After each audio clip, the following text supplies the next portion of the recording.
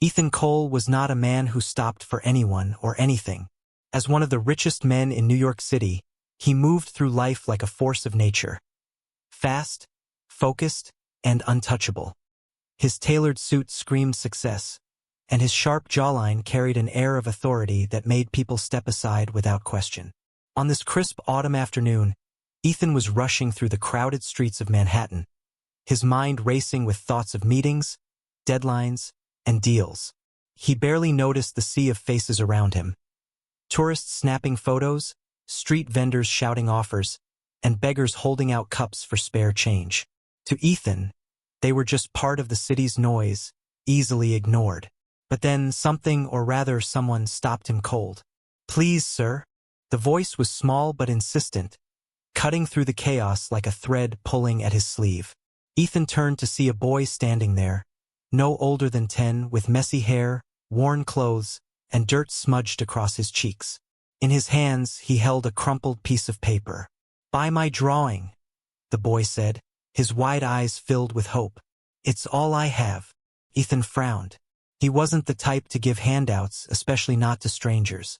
But there was something about the boy's earnest expression that made him pause. Maybe it was the way his hands trembled slightly as he clutched the paper, or maybe it was the quiet desperation in his voice. Whatever it was, Ethan found himself reaching into his pocket and pulling out a few bills. "Fine," he said gruffly, handing over the money. "Here. Now let me go." The boy's face lit up with relief. "Thank you, sir. Thank you." Ethan didn't wait to hear more. He grabbed the drawing and walked away, already forgetting about the encounter as he disappeared into the crowd. Little did he know, this simple act of charity would change everything, for both of them. Later that evening, Ethan sat in his penthouse apartment, high above the city lights. The room was sleek and modern, with floor-to-ceiling windows offering a breathtaking view of Manhattan's skyline. But Ethan wasn't admiring the scenery. Instead, he was going through paperwork, his mind still consumed by work. On the edge of his desk lay the crumpled drawing the boy had sold him. It was an afterthought, something he'd tossed aside without a second glance earlier. But now, curiosity got the better of him. He picked it up and smoothed out the paper, holding it closer to examine it under the soft glow of his desk lamp. What he saw stopped him cold. The drawing wasn't just some childish scribble. It was intricate, detailed, and breathtakingly beautiful. It depicted the cityscape outside his window, but not as it appeared today. The buildings were twisted into fantastical shapes, blending reality with imagination. Tiny figures walked along impossible bridges, and glowing lights seemed to pulse with life. Every line, every shadow was deliberate and masterful. Ethan stared at it, stunned. How could a street kid create something like this? He flipped the paper over, hoping to find a name or clue, but there was nothing, just blank space. Frustrated yet intrigued, Ethan leaned back in his chair, his mind racing. Who was this boy?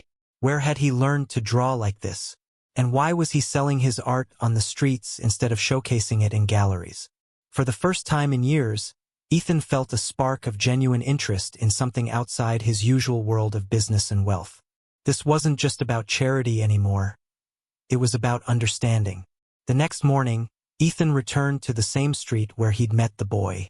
The bustling crowd was identical to the day before, but the boy was nowhere to be found. Determined, Ethan began asking around.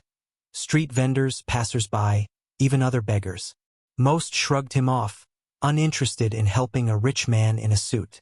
But one elderly vendor pointed him in the right direction.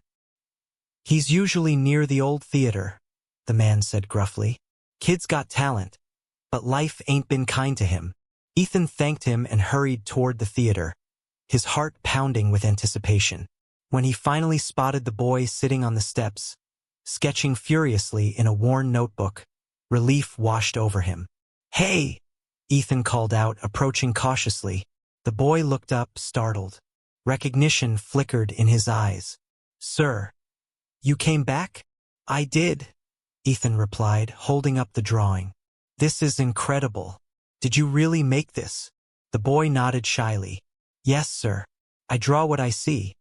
But sometimes I add things from my dreams too." Ethan crouched down to meet the boy's gaze. "What's your name?" "Liam," the boy said softly. "Liam Carter." "Well, Liam," Ethan said, his tone firm but kind, "I think you're extraordinary. Tell me more about yourself and how you learned to draw like this." As Liam hesitated, Ethan realized this was only the beginning of a much bigger story. Ethan didn't leave the streets that day without answers. After coaxing a little more out of Liam, he learned that the boy lived nearby, in a rundown apartment building on the edge of the city. Though wary at first, Liam eventually agreed to let Ethan walk him home. The contrast between Ethan's world and Liam's was staggering. The elevator in the building didn't work, so they climbed 4 flights of stairs, each step groaning under their weight. When they reached the door to Liam's apartment, Ethan noticed how thin it was, barely keeping the cold drafts out. Inside, the space was small and cluttered, with peeling wallpaper and furniture that looked like it had been salvaged from the curb.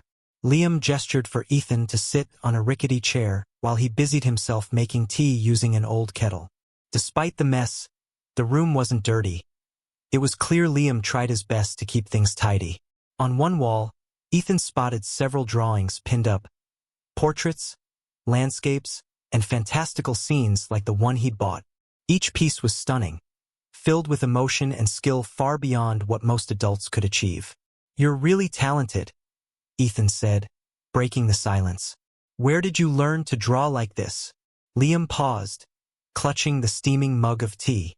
"My dad taught me," he said quietly. "He was an artist, a really good one." Ethan leaned forward, sensing there was more to the story. "What happened to him?" Liam hesitated before speaking again, his voice tinged with sadness. "His name was Daniel Carter. He used to be famous, people loved his paintings. But then, something bad happened. Someone accused him of stealing other artists' work. They said he faked some paintings and sold them for millions." Ethan frowned. "Was it true?" "No," Liam exclaimed, shaking his head fiercely. "My dad would never do that. He worked hard for everything he had. But no one believed him. People stopped buying his art and we lost our house. Then one day he just disappeared. No one knows where he went or if he's even alive." Ethan felt a pang of sympathy as Liam's voice cracked. The boy took a deep breath before continuing. "After Mom got sick and passed away last year, I've been on my own. I sell my drawings to get by, but it's not enough. Sometimes I don't eat for days." Hearing this, Ethan's chest tightened. He couldn't imagine living like this, especially not at such a young age. Yet despite everything, Liam still carried himself with quiet dignity, refusing to give up. "I want to help you," Ethan said firmly. "Not because I feel sorry for you, but because you deserve better. And because—" he glanced at the drawings on the wall. "Because the world needs to see your talent." Liam looked at him wide-eyed. "Why would you do that? You don't even know me."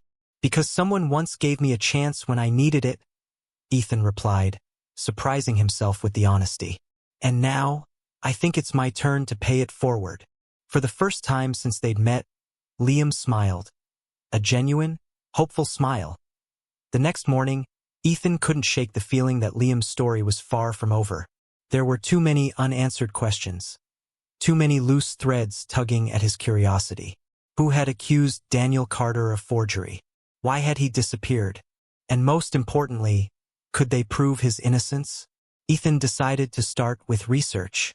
Using his resources, he hired a private investigator to dig into Daniel's past. Meanwhile, he spent hours talking to Liam, piecing together fragments of the boy's memories. Together, they uncovered old newspaper clippings, police reports, and interviews about the scandal that had ruined Daniel's career. What they found shocked them both.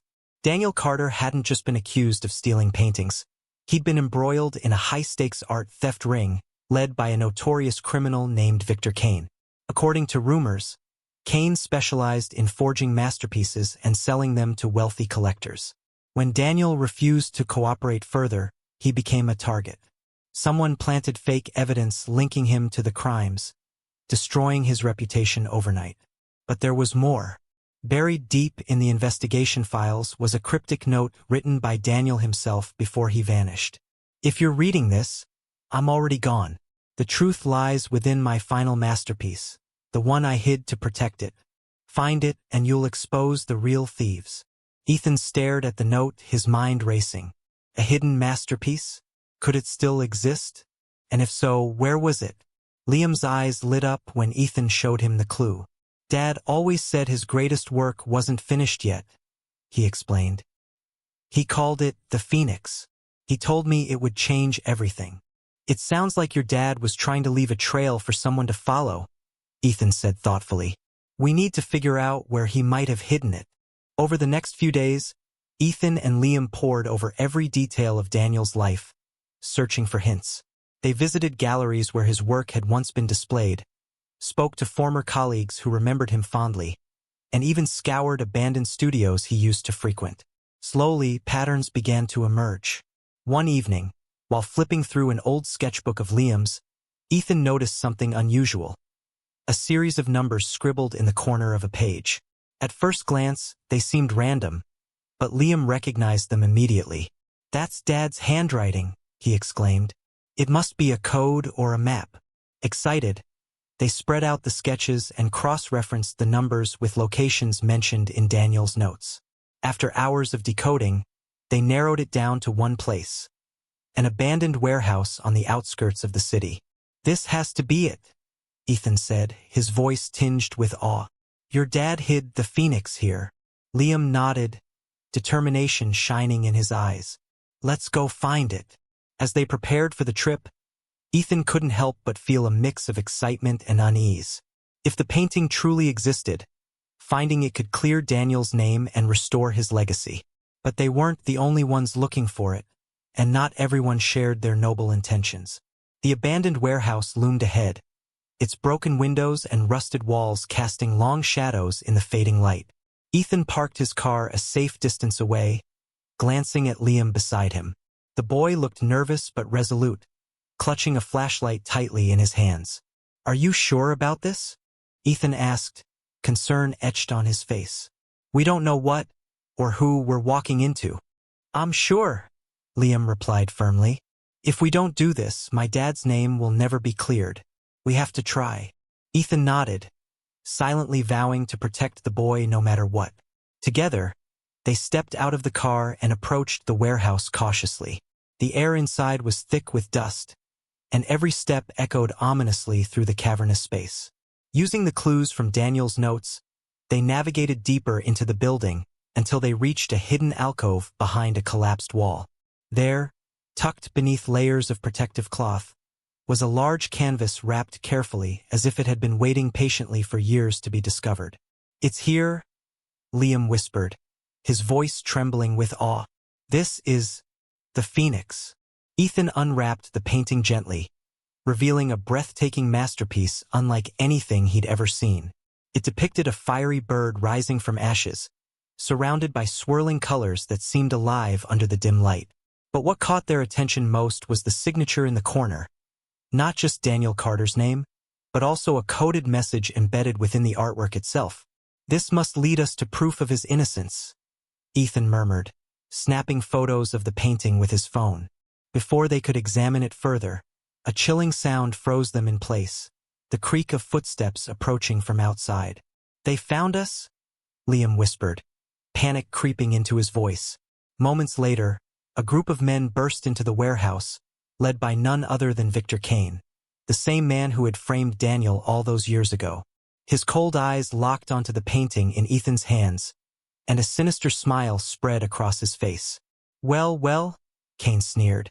Looks like I underestimated the brat and his rich friend. Hand over the painting, and maybe I'll let you walk away alive.